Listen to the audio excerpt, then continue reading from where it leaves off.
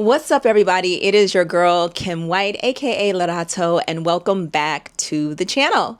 Today, I am joined by my good girl, Cass, the Biscotti Hottie, and who's actually a DJ on YouTube. So make sure that you follow her page, the Biscotti Hottie, where she spins all the latest jams. But today, we are talking about an amazing 7-day excursion that we had in Iceland.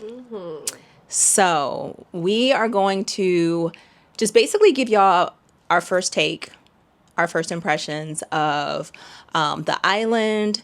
We spent a total of 7 days there, including travel. And yeah, I just want to tell you a lot about, or just our thoughts about this place on the planet that completely surprised me. I don't know if it surprised you. Did Iceland deliver what you thought it would? I think it did. I had my hopes up, and it definitely made it worthwhile. So yeah. So it made it worthwhile for her, and for me, I had the lowest expectations. So, Wow.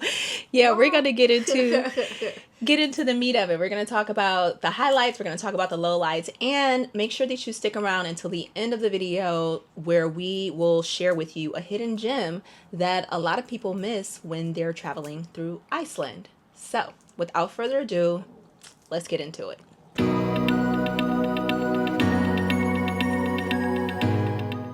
Let's talk about why we decided on Iceland. Gotcha. Iceland's summer is actually in August. So I'm not really a cold weather type of gal, to be honest with you, but I figured this could be a really cool birthday trip since it's the warmest time that they're having, during my birthday month. So Cass was all about it. Yeah. She loves the Northern Lights and all things nature. All things nature. I wish we would have got to see the Northern Lights, but all things nature.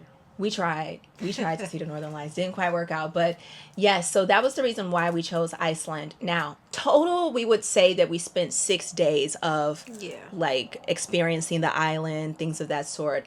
It started out with 2 days in Reykjavík, which is like the main city in Iceland. And then we went to spend 2 days in the Vik. And then we returned and spent 2 more days in Reykjavík. So we're going to start from the top to the bottom and share some highlights and lowlights and some things that y'all should look out for. So let's start from when we landed. We landed Sunday morning. Monday morning. Left Sunday night here. Got there Monday morning. Yeah, got there Monday morning. And a cool hack that you guys may not know, because when you're going into Iceland, usually you would land in the KEF airport, which is like 45 minutes outside of Reykjavík. They do have a Reykjavík airport, but that airport is for domestic travel only. So the KEF airport is the one that you will come in if you're an international traveler. Now, because it's 45 minutes outside of Reykjavík, it's actually the perfect plan logistically to visit the Blue Lagoon first. Yeah. And it's amazing just doing it in the morning too. So when we got there, 8 in the morning, 7, 8 o'clock. Yeah. Took a bus transfer, which is pretty nice that they have bus transfers right from the airport.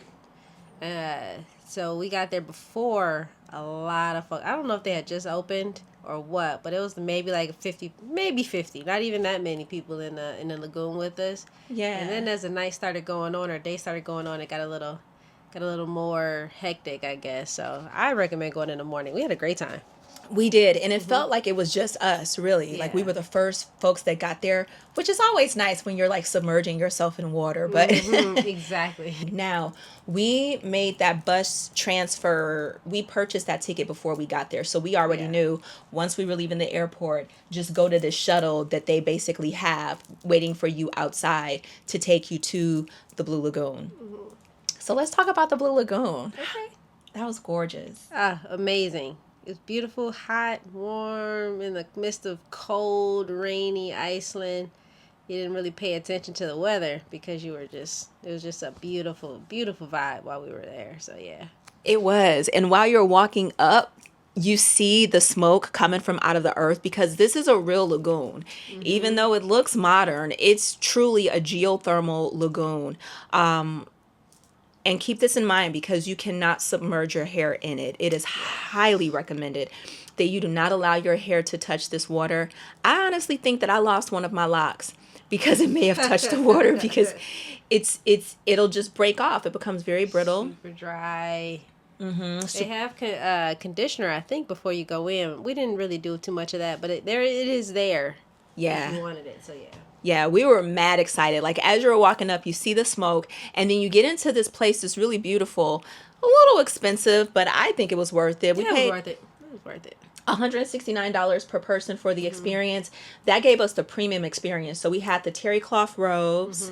We had like 6 clay masks that we can use with their special skincare, which of course includes all of the minerals from the island.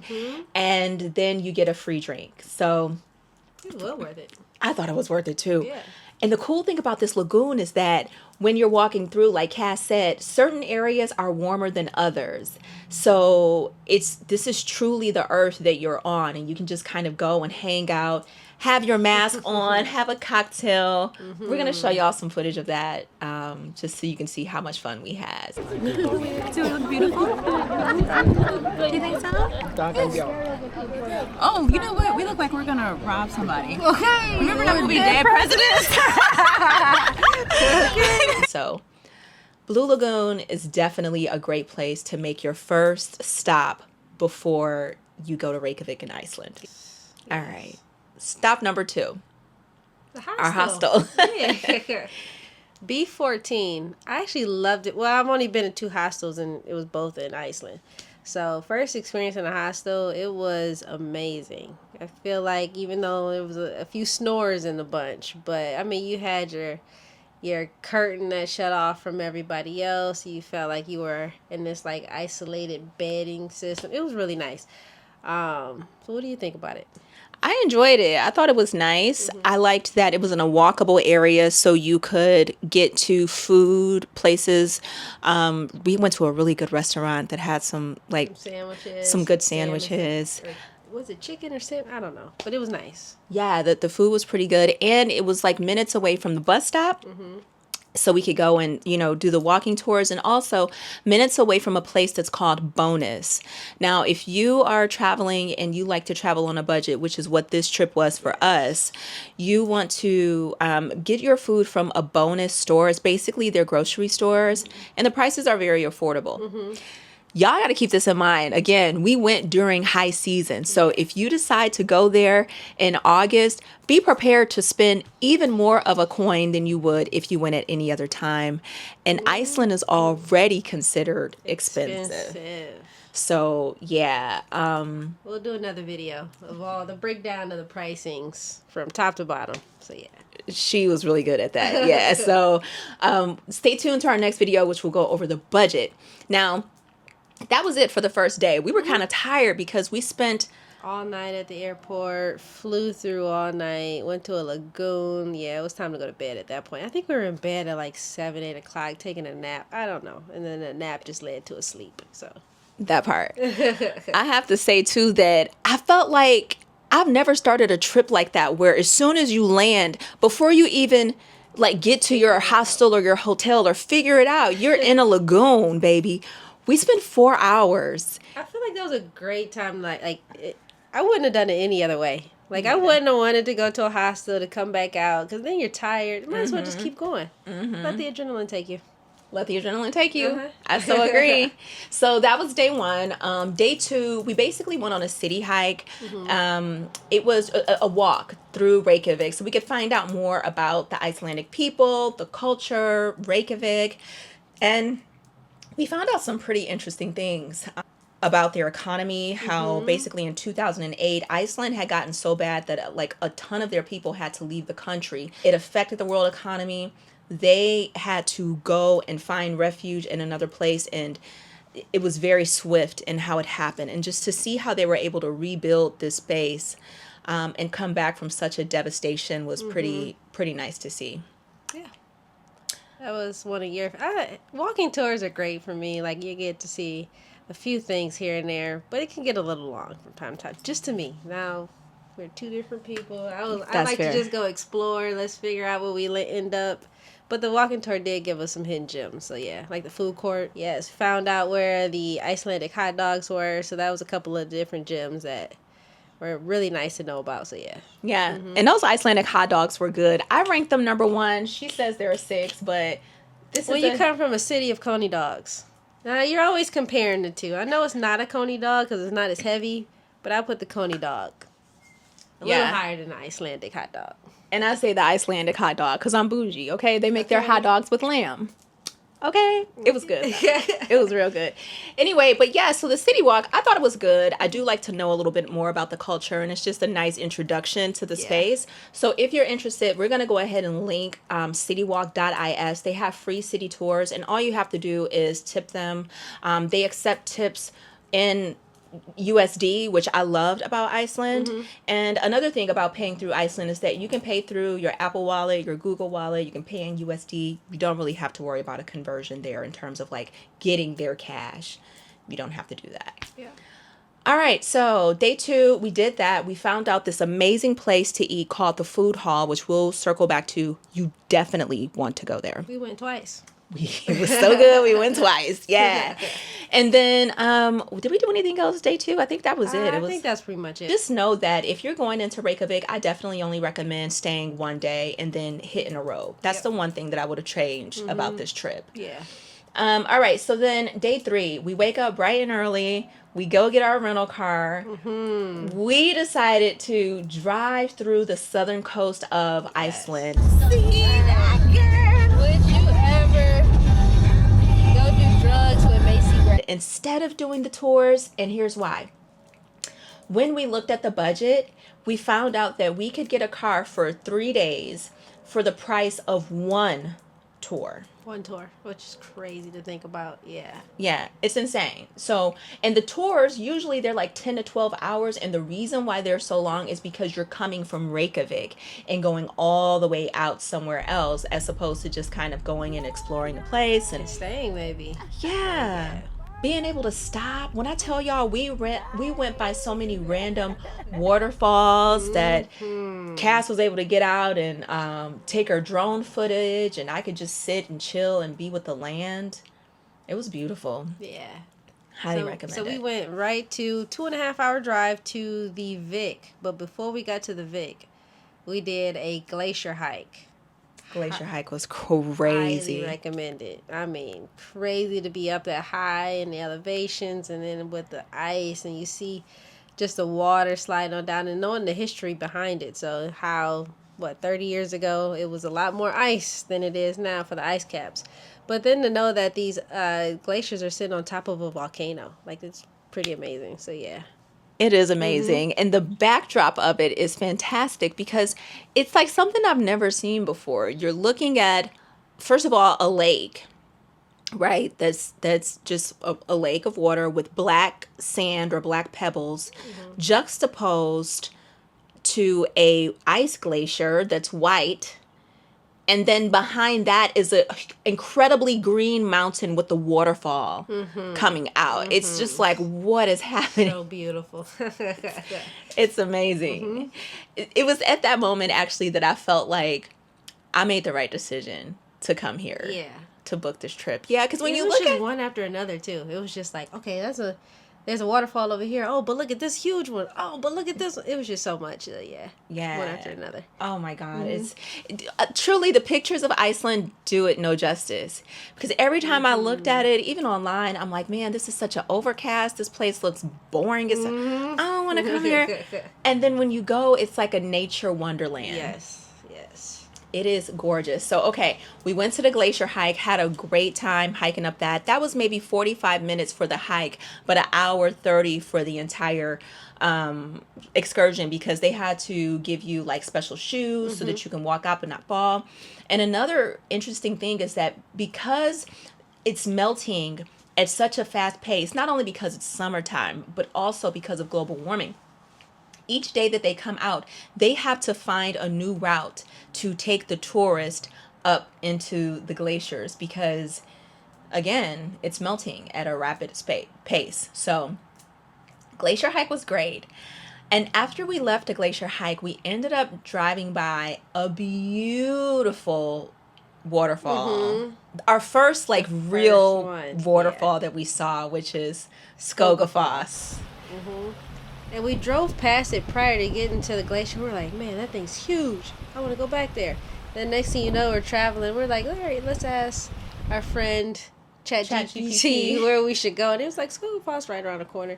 And so it was that one. I mean, it was huge, gorgeous. You can go to the top of it. At this point, we were tired of hiking and tired of going up. But, I mean, I heard it was beautiful up there.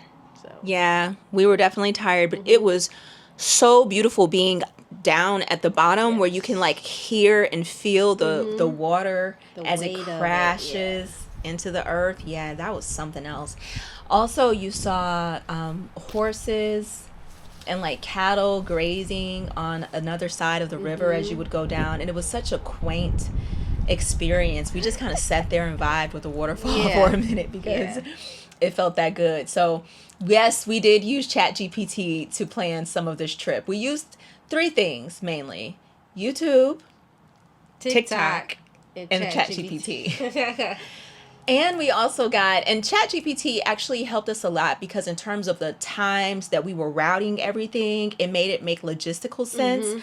But I would not recommend for you to just do ChatGPT because we almost missed one of the most amazing waterfalls I've ever seen in my life. 2.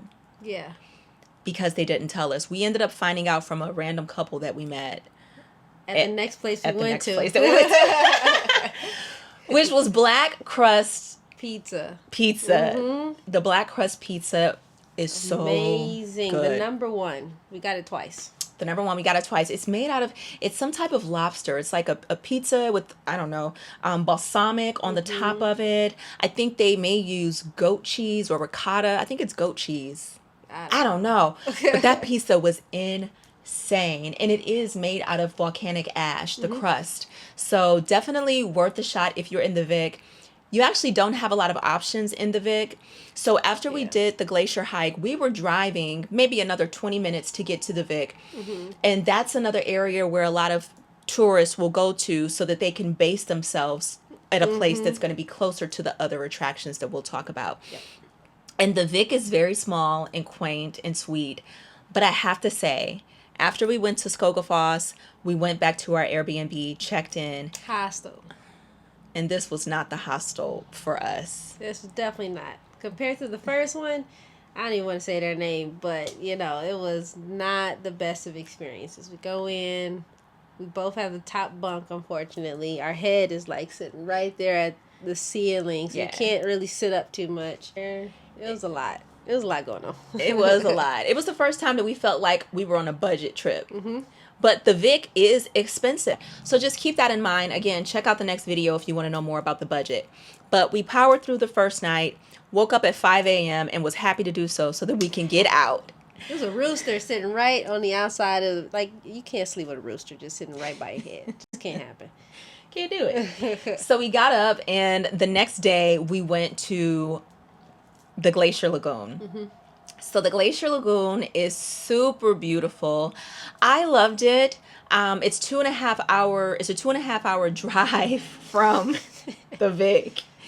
And she was not having it. Go ahead and tell them about your experience, Cass. So I'm doing the driving, going there. 2.5 hours. I'm seeing all of this beautiful scenery. I mean, you have just open plains of just volcanic rocks everywhere. You see glaciers on one side of you. You see waterfalls that you just ducked off on, which we ducked off, put the drone in the air for a few of those. So I'm taking my sweet little time going to this Glacier Lagoon. We get to the Glacier Lagoon, and I'm just like, what are we drove 2.5 hours for this.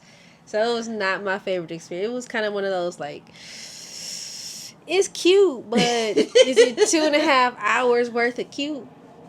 Personal opinion. The cool thing about it was that you do get to see how these glaciers are melting, how they are a lot smaller.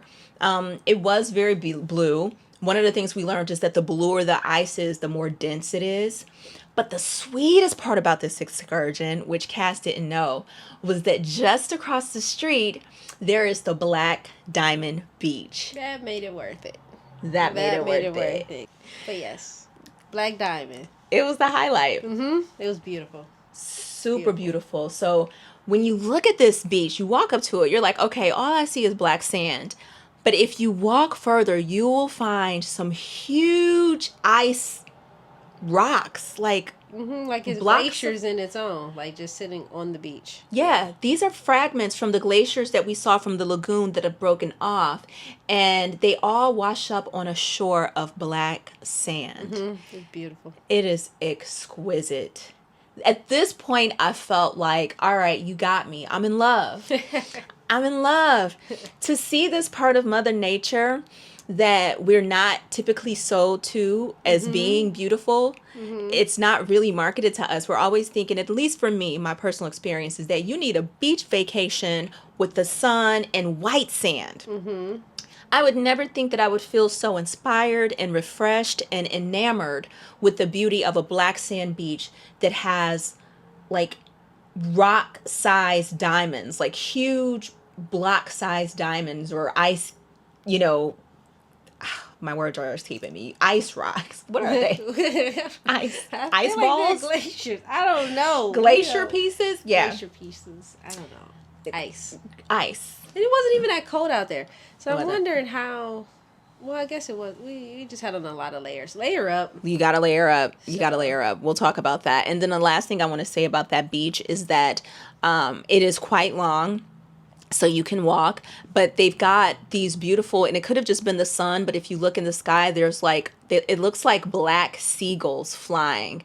So the juxtaposition of this was incredible. So after the black sand beach or the black diamond beach, we started making our way back. We went to the canyon. Yes. So once we came back down, we went to this fabulous canyon. Again, waterfalls. Won't go chasing waterfalls. Y'all, this place is chock full of freaking waterfalls. Canyon, waterfalls, craters. Yeah. And this canyon was beautiful because it did have the black sand, but it was just like maybe a 20-minute hike. You're going out into the mountains. We are looking at green pastures that are... It looks like a filtered green, like a green that you've never seen with your naked eye before. Boosted up your saturation all the way up on your phone type of green. I guess that's that volcanic scenery or whatever it is. Yeah. Or the minerals. Yeah. Yeah. It's phenomenal. So that was such a fun thing that we did. And then at that night we were like, all right, well, we've got to make it count. So we came back to the Vic. We went back to Black Crust Pizza. Which is where we met the couple that told us about probably the best waterfall that we went to. We'll tell y'all about that later. By far. Yeah. And we saw a lava show. The lava show was cool. I wouldn't say it was necessarily a highlight, but it was nice to learn more about the way the lava was like made up, the way that their evacuation protocols are within their communities, and just to understand more about their volcanic situations. For instance, they have this one volcano that I'm probably pronouncing wrong. I think it's called Kafta. And Kafta usually erupts every 30 to 80 years, and it's been 100. So it's on its way. Yeah, baby. It's at the tip. It's at the it's about to blow. So travel at your own risk. Visit at your own risk. Next stop, we went home. We went to the hostel. We got up the next morning bright and early, and we left the Vic. The second day, we actually stopped by Black Sand Beach.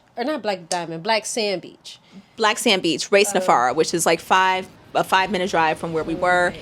It was nice. They had nice rock formations, and it was nice. Yeah. This is the beach that you really need to watch out for too, because the waves can be very strong. And this is where we got our first ticket. But we ended up paying. Remember? So we thought we were kidding ourselves. So every time you go to one of these places with the waterfalls, like the huge ones at least, you have to pay to park. So it's like $8 to park or something like that. Yeah, 5 to 8. We're thinking we're slick by parking outside of the camera zone.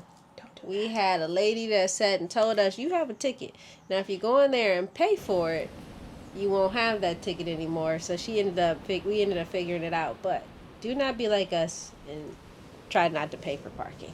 Yeah, don't do that. Just go ahead and pay the toll. There's an app that you can download that'll help you pay. We'll also link that below, so that you can just like put in your credit card. It's like $5. No big deal. Don't. Yeah, we just, I don't know. We were being rebels. We tried it. We tried it. Hey y'all, we actually forgot to tell you about the most incredible waterfall that we experienced in Iceland, Skógafoss. I hope I'm pronouncing that correctly. But this waterfall was breathtaking and super unique because you actually get to walk behind it. So we thoroughly enjoyed our time, and I'm so thankful that that couple reminded us, because this is the one that was missing from the ChatGPT itinerary. So definitely go see this and wear a poncho. This thing is wiping us out. Oh my god. This was amazing. It was. Nice little shower. Nice little shower. And just another 300 meters up the road, maybe a 10-minute walk, there is another waterfall, y'all. This one stole my heart. I'm not even going to try to pronounce it, but it's inside of a moss-covered cave. And yes, you do have to hike over the water and the rocks, but it is completely worth it. Let's just take a moment for moments to take your breath away. That was incredible. So we're back to the regularly scheduled program, still headed back to Reykjavík. We decided to skip a hike when we stumbled across something pretty special. So we ended up driving away. Cass was like, "Oh, pull over." There's smoke coming out the mountain. Let's go. Yeah, you were like the little girl off Miracle on 34th Street. Like, pull over. That's the house. I'm like, okay. So we pulled over to this area where there's like a ton of smoke coming out, and you see that there's a really quaint hotel. And so this area happens to be a geothermal, like, outdoor museum. So Sweet. super sweet. So as you're walking, they're telling you about how this is happening, right? They're telling you about the minerals that are inside of the water. You literally see boiling water popping up out of the ground.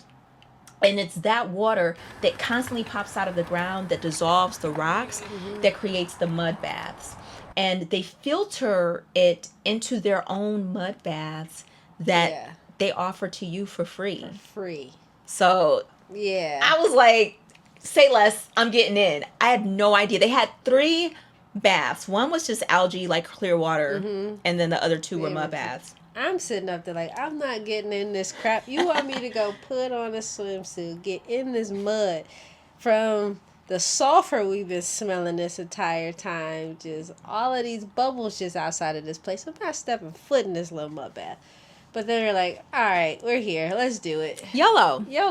So we got our bathing suits on and went in the water. I will say that, first of all, the place was nice. It was clean. Yes, it was. They offered showers. They had several showers, which they encourage you to do before you get in the water. And the water didn't smell. No, the water didn't smell. It is filtered. You can literally see the filter system that they have. But when I tell y'all these mud baths were so freaking relaxing. First of all, they're good for your skin, but they also soothe your muscles. And I was so just relaxed by the time I left. She had to drive. Yeah. And just being in that mud bath for 10 minutes was amazing. So I highly, highly recommend that y'all check out this place. I don't want to butcher the name, but we're going to drop the link below. Yeah. And don't say we never did nothing for you, because that's the hidden gem, baby. It was amazing, for sure. Amazing. And a lot of folks don't know about it. So once we left there, we hopped back on the road and we went to Reykjavík. Just enough time for us to shower and go to The Sky Lagoon. It was sexy. Yeah. It was just kind of like you sit there, you enjoy it. It's not about the photos. It wasn't about just looking. It was just peace. It was It peace. was peace, yeah. It was peace. And it was adult, very adult. You know, I don't even think they had children in there. Especially the time we went it right as, the sun was setting, and it was beautiful. Yeah. This lagoon is an infinity pool. And it's fresh water, so you can get your hair wet in this. You can swim. But it's steamy. It's overlooking the ocean, the Atlantic. And they even have little waterfalls in there. They've got little nooks that you can sit in. They've got a bar which has non-alcoholic fancy drinks. Champagne. Yeah. I had a non-alcoholic rosé, a non-alcoholic I was feeling real fancy, okay? By the sunset.